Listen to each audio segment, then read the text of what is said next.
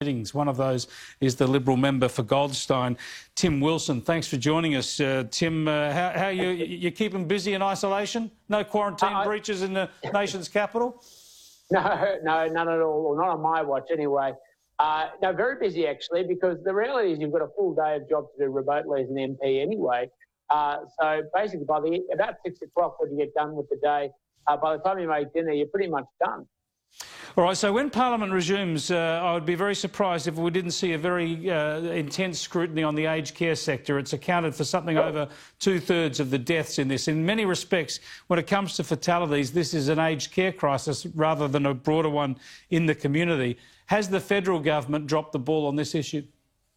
Well, I don't agree with that characterisation, least because we've already called the Aged Care Royal Commission to look into the systemic issues in aged care to address them as in part of a policy response. What COVID-19 has done is brought those absolutely to the fore, not just of the sector, not just of the government, but obviously of public attention as well. Now, I don't think we should go get into a slang match against various providers. I think, and I genuinely believe that aged care providers are doing the best they can in the circumstances. But when you've got older Australians, often with lower immune systems, etc., these are always going to be, aged care homes are always going to be incubators, not just in Australia, but around the world, as the right environment for COVID-19 to spread and sadly cause serious health concerns in some cases fatality. We've got to take that as a given. We've always got to make that point that, of course, it's very difficult to keep the disease out of an aged care home if it's in the community. But my frustration is that on this program, we've been talking since early March at the latest about how there needed to be a focus on the aged care facilities. And yet, just now, just in the last couple of weeks and even today, we're seeing rules brought in where carers have to use face masks, where they can't go from one centre to another, where there'll be a rule that if anyone's infected, they go to hospital. We should have had these protocols in place, surely no later than March. Well, we actually issued guidelines, or the federal government issued guidelines in March precisely along these lines to enable both carers and nurses as well as providers take responsibilities. Obviously, the situation now has escalated to a point where further directions have to be provided.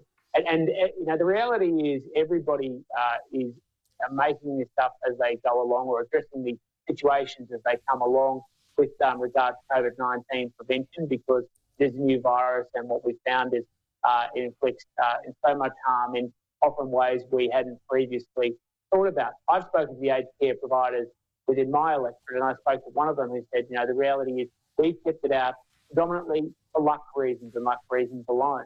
And those who haven't have had bad luck, but obviously there's a very human toll behind that bad luck. Now, we know the political difficulties Daniel Andrews is in, a lot of focus on mistakes he's made in the past. Incredibly, today there are reports that maybe the Liberal opposition leader in Victoria, Michael O'Brien, could be under threat. Have you heard anything about this within the Liberal Party ranks? No, I haven't heard that at all within Liberal Party ranks. I don't think anyone's focused on anything other than keeping Daniel Andrews to account. Obviously, there is an election within 2.5 years' time, but frankly, I think most people's focus is actually on the present and the now, just like Australians are concerned about their health and welfare. Members of Parliament, like me, are very worried about our state and our country, because it's not just human consequences, but also the economic consequences that will flow very clearly from this virus for many years to come. Well, I think this is the point, whether it's Scott Morrison or Daniel Andrews or the other premiers, focusing on the blame game is not about political scalps. It's about learning what we can to make sure we're doing everything we can to confront what is a diabolical problem. I think that's 100% right, and people sort of say that it's not a time for accountability now or not time to ask questions now. I've got to say I completely disagree. And it's not because anyone's engaged in a political slang match. It's because there needs to be accountability and there needs to be an awareness of what has failed us, so that in the case of Victoria, where clearly the biggest outbreak has occurred, it isn't repeated nationwide. And, of course, if there are things we can learn from Victoria, we should. Now, that doesn't negate that there may be more severe accountability taken in time, but we're in the middle of a crisis, a health crisis, and we have to learn from it to stop it spreading. One last question, Tim Wilson. You don't really wear a suit in isolation, do you?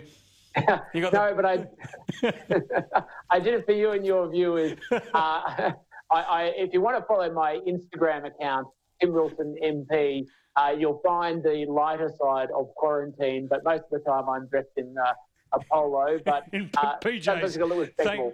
Thanks, no, it's better than that. It's better than that. Better than that. Thanks, Tim. Appreciate it. Tim Wilson, their federal Liberal MP. Look him up on Instagram.